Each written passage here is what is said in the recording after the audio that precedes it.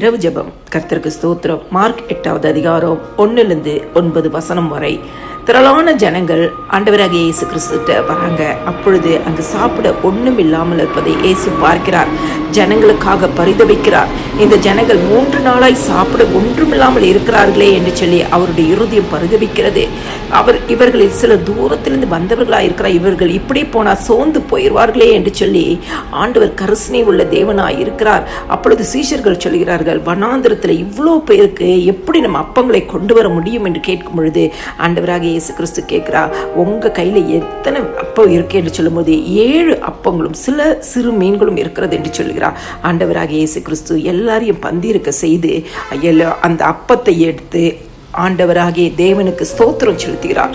சில மீன்களை எடுத்து ஸ்தோத்திரம் செலுத்தி பின்பாக அதை ஆசீர்வதித்து சீஷர்களிடத்துல கொடுக்கிறார்கள். சீஷர்கள் பரிமாறுகிறார்கள்.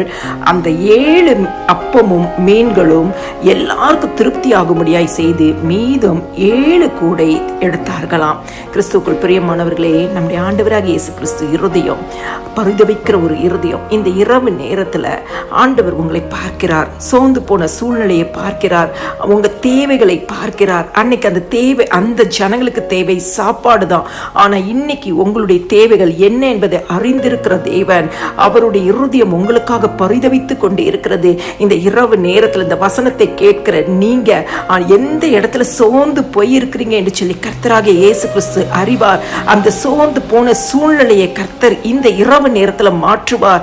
ஆண்டவராகிய இயேசு கிறிஸ்து உங்களை அறிந்திருக்கிற தேவன், உங்களுக்காக பரிதாபம் படுகிற தேவன், உங்கள் மேல் கருசனையாய் உள்ள தேவன். நீங்க எந்த சூழ்நிலையில இருக்கிறீங்க என்பதை அறிந்திருக்கிற தேவன். அந்த சூழ்நிலையை தேவ சமூகத்துல சொல்லும் பொழுது கர்த்தர் இன்னைக்கு உங்களுக்கு அற்புதங்களை செய்வார்.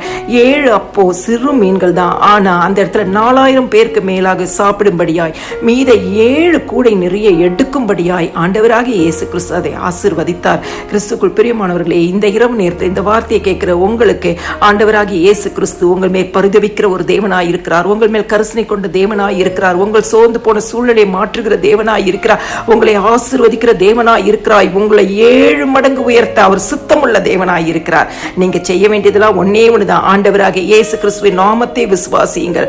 ஆண்டவராகிய இயேசு கிறிஸ்துவின் நாமத்தில் நீங்க ஜெபிக்கிறது பெற்றுக்கொள்வோம் என்று நீங்க விசுவாசிக்கும் பொழுது நீங்க அற்புதத்தை சுமந்து கொண்டு போவீர்கள்.